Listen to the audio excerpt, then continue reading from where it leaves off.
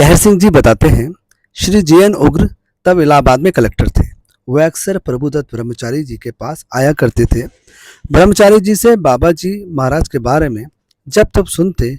उग्र जी को भी बाबा जी महाराज की दर्शन की उत्कट अभिलाषा हो चली थी और एक दिन उनकी इस इच्छा की पूर्ति हेतु बाबा जी ब्रह्मचारी जी के आश्रम पहुंच ही गए।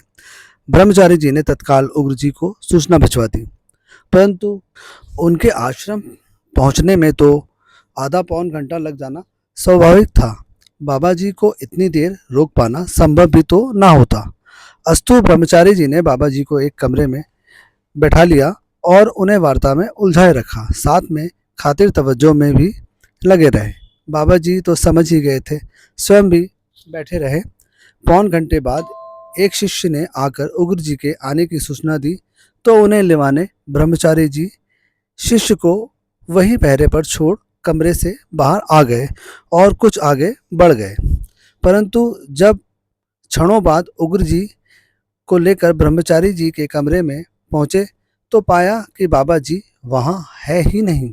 कहाँ गए? शिष्य से पूछा तो शिष्य ने भी कहा कि उसने तो उन्हें बाहर निकलते नहीं देखा।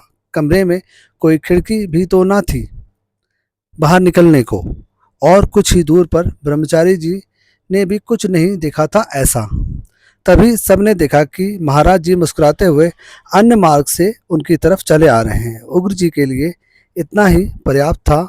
महाराज जी का रूप समझ पूर्ण रूपेण उनका चरणाश्रित हो जाने हेतु लीला भी तो अपने इस पूर्वकालिक चरणाश्रित को पुनः इस जीवन में अपने कृपा क्षेत्र में प्रविष्ट कराने हेतु ही थी, न कि अपनी शक्ति का प्रदर्शन करने हेतु।